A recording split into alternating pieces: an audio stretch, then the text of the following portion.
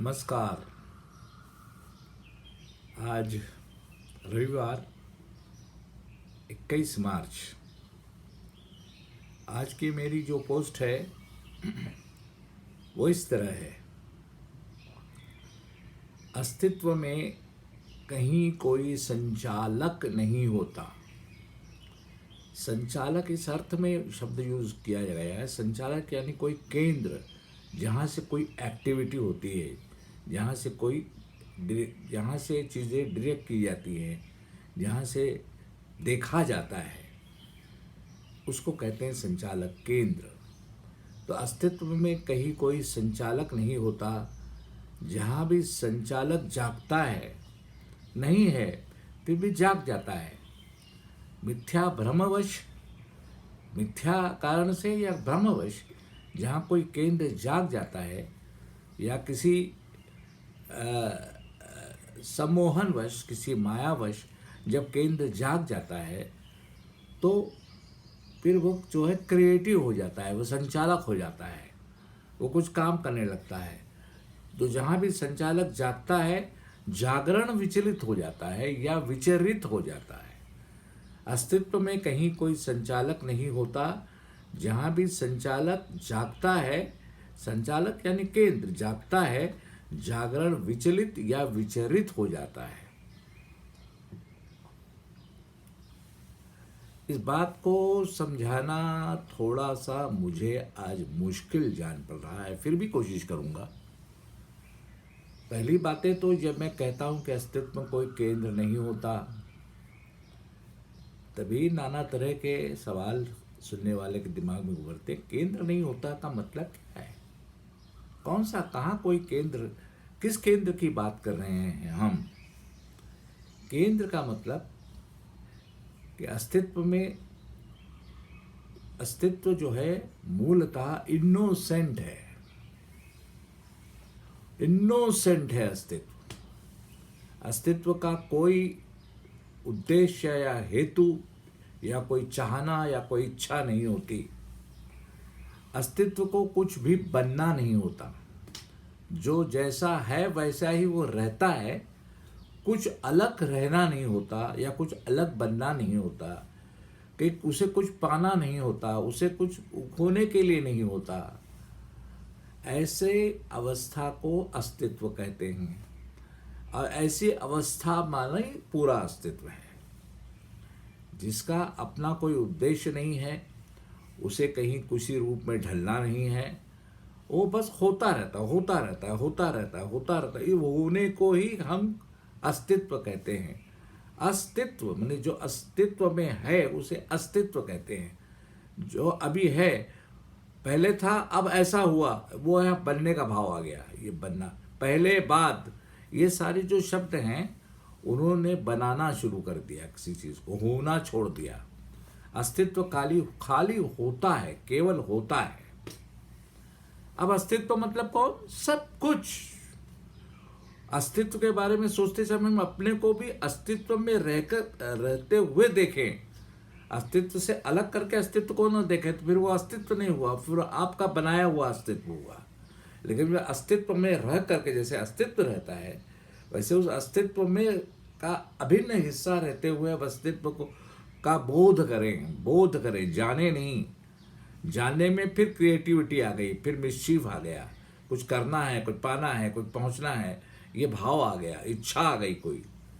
ऐसा नहीं, निरिच्छ भाव, कुछ करना नहीं है, निरिच्छता का भाव है, निरिच्छ है। अस्तित्व पूरा निरिच्छ है। अस्तित्व जो है पूरा इनएक्टिव है। इनएक्टिव भी नहीं कहना चाहिए, इनोसेंट है। लेकिन अगर कहीं केंद्र जाग गया, केंद्र कैसे जागता है? अब इसको हम फिर अपने तक ले आ रहे, आदमी की भाषा में उसको ट्रांसलेट, अनुवादित करके आपसे बात करता हूं।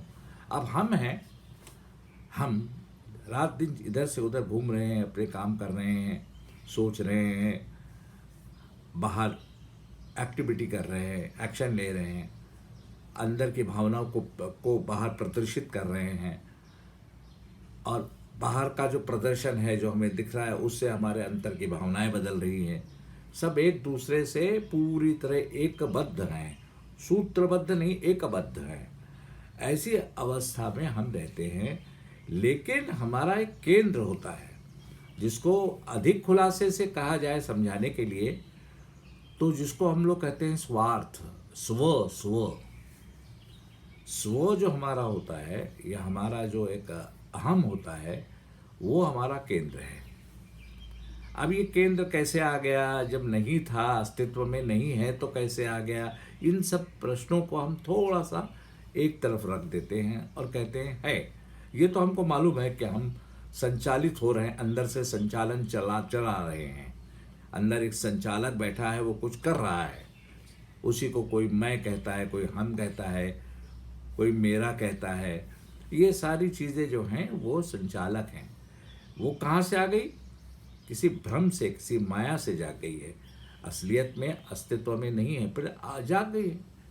अब जाग गई है तो अपना काम जो है, फिर वो जो संचालक न होते हुए जो स्थिति अस्तित्व की रहती है, होती है नहीं है, वो बिल्कुल इनोसेंट है, वो पूरी तरह जो है शांत है, उसमें कोई भी विचलन नहीं है, कोई वाइब्रेशन नहीं है, कोई विचरित नहीं होता। विचरित मतलब विचार की प्रक्रिया यहाँ शुरू हो जाती है, उसको कहते हैं विचरित होना। और विचलित होना में जैसी स्थिरता है, शांतता है, वो हिल जाना, कंपन हो जाना, उसको कहना है विचलित होना। तो वो विचलित नहीं है और न विचरित है।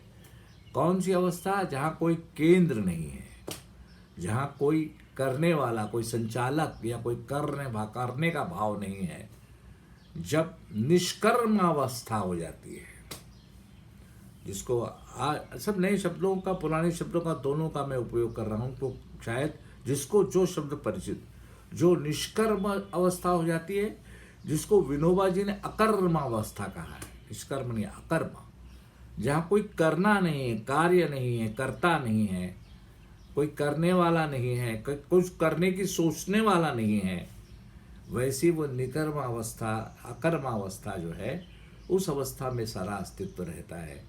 और हम भी उसके अभिन्न हिस्से हैं, लेकिन हम इसके अभिन्न हिस्से नहीं हो पा रहे हैं, क्योंकि उसका जो स्वभाव है, उस स्वभाव से हट करके हमारे अंदर एक मायावी स्वभाव पैदा हो गया, मायावी, झूठा, मिथ, कृत नहीं, मिथ, एक मिथ जाग गया है कि हम हैं।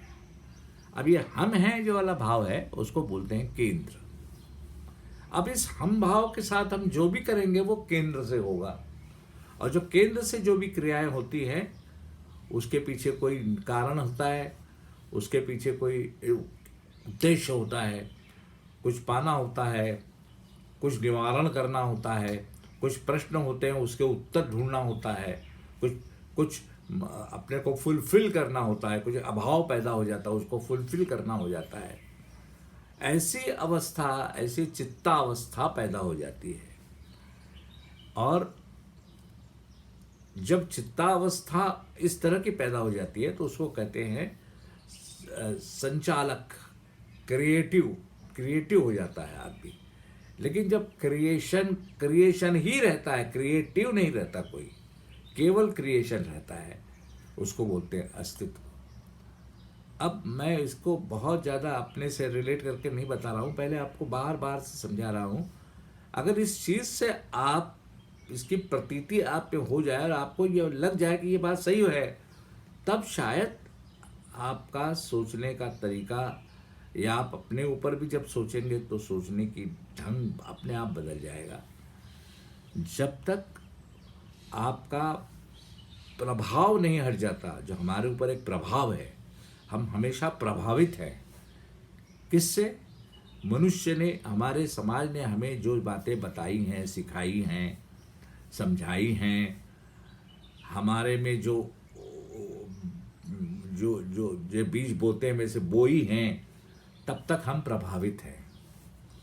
उन सारे प्रभावों को हम जब देख लेते हैं पूरी तरह जो हमारे ध्यान में आ जाती हैं, तो वो निष्प्रभावित हो जाती हैं।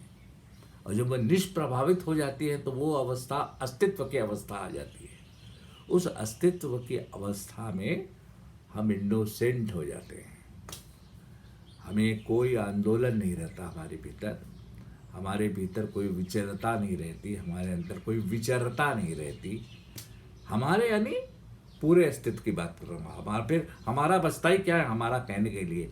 फिर भी जब अब आदत लग गई हमारा कहने की, उस आदत से न लाचार होकर कह रहा हूँ, लेकिन वो जो अवस्था है वो बिल्कुल विचलित नहीं रहती, विचरित नहीं होती, क्योंकि उसमें कोई केंद्र नहीं होता। वो समस्त ही रहती है, हमेशा समस्त है, सकल है। उस सकल अवस्था में कोई केंद्र नहीं होता है। और इस बात की अगर हमको अच्छी तरह से समझ में आ जाए तो हम अपने अंदर जो केंद्र लिया, हम जो केंद्र अभी आपसे बात कर रहा है, वो केंद्र भी अपने ऊपर ध्यान देना शुरू कर देगा। हम बटे हुए क्यों हैं? पृथ्वी कहीं से भी बटी नहीं है, लेकिन छाया की जो माया है या माया की छाया उस पृथ्वी पर पड़ने के कारण उत्तम वहाँ का प्रकाश ढक गया है, या उसके ऊपर आवरण आ गया है छाया का वहाँ के प्रकाश पर। तो और जहाँ दूसरी तरफ प्रकाश है, तो प्रकाश और न प्रकाश, प्रकाश और न प्रकाश, ऐसी दो अवस्था में धरती बटी हुई लगती है।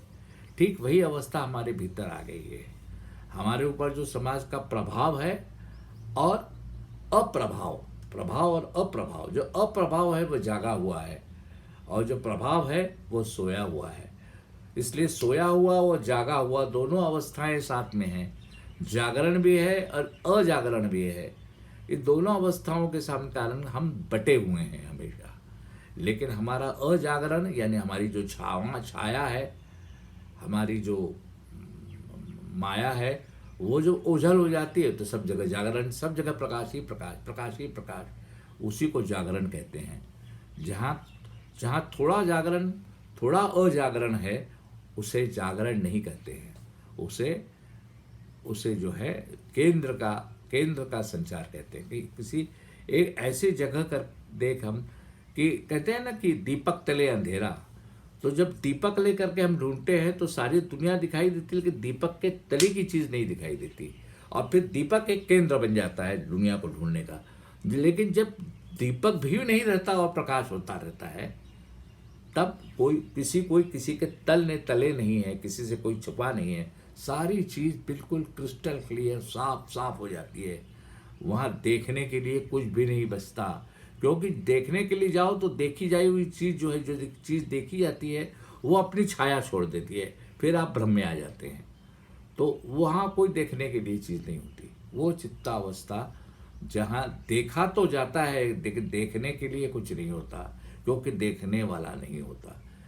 अब पता नहीं मैं अपनी बातों से आपको सुलझा रहा हूँ या उलझा रहा हूँ, ये मुझे भी नहीं अभी समझ में आ रहा है, लेकिन जो मुझे लगता है कहे जा रहा हूँ।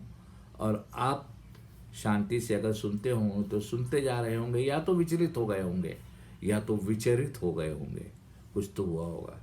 नमस्कार, धन्यवाद। अगले दिन कल सोमवार है, कल की बात कल करूँगा, आज की बात मैंने आज कर ली है। धन्यवाद।